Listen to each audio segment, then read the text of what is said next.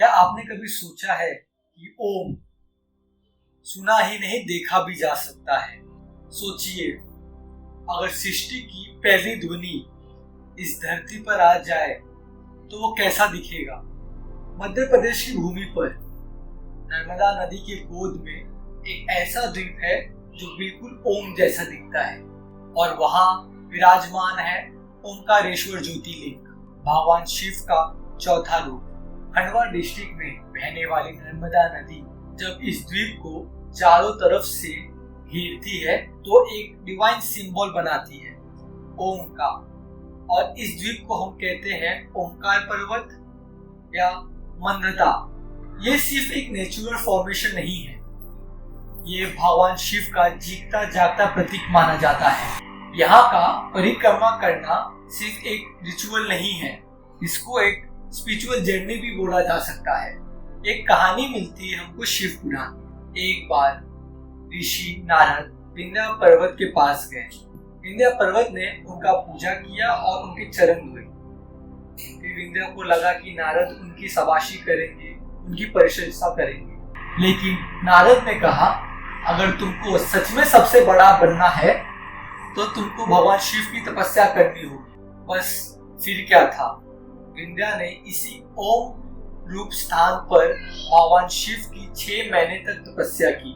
ना भोजन ना आराम, सिर्फ एक ही जाप, ओम नमः शिवाय। विंध्या की भक्ति देखकर भगवान शिव काफी प्रसन्न हुए और उनके सामने प्रकट हुए। विंध्या की भक्ति से प्रसन्न होकर भगवान शिव उधर एक ज्योति के रूप में प्रकट हुए, एक ऐसी रोशनी जिसका ना आरंभ था और ना ही अंत।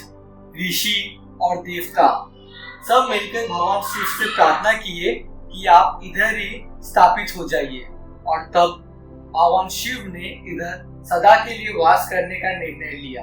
ये ज्योति ओंकार के रूप में प्रसिद्ध हुई और भगवान शिव बने ओंकारेश्वर। शिव पुराण के अनुसार ये ज्योतिर्लिंग 2 भाग में डिवाइड हुआ।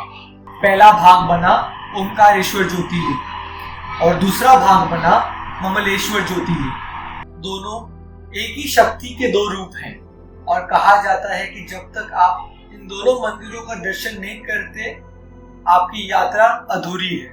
कहा जाता है कि भगवान शिव के जटाओं से निकली कावेरी धारा इधर ओंकार पर्वत पर चारों तरफ घूमती है और नर्मदा में समा जाती है। ये संगम इस द्वीप को ओम के रूप में दिखाता है, जैसे शिव और शक्ति का मिलन।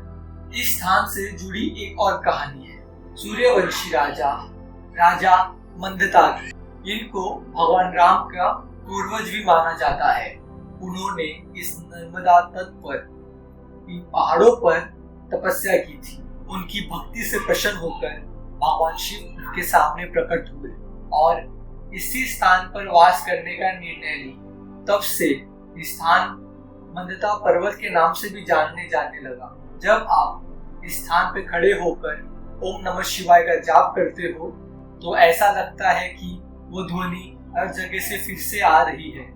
ये सिर्फ एक ध्वनि नहीं है, ये एक वाइब्रेशन है जहां आप अपने अंदर से ओम को महसूस कर सकते हैं। ओंकारेश्वर हमें ये सिखाता है कि ओम सिर्फ एक शब्द नहीं है, ये सृष्टि का शुरुआत भी है और अंतिम सच भी। और भगवान शिव उस अनंत ध्वनि का रूप है। अगर आपको ये वीडियो देख के अच्छा लगा तो द डिवाइन टॉक शो को सब्सक्राइब जरूर करिएगा। मैं हूं आपका होस्ट। मैं आपको मिलता हूं अगले वीडियो में एक और ज्योतिर्लिंग की कहानी के साथ। तब तक के लिए हर हर महादेव।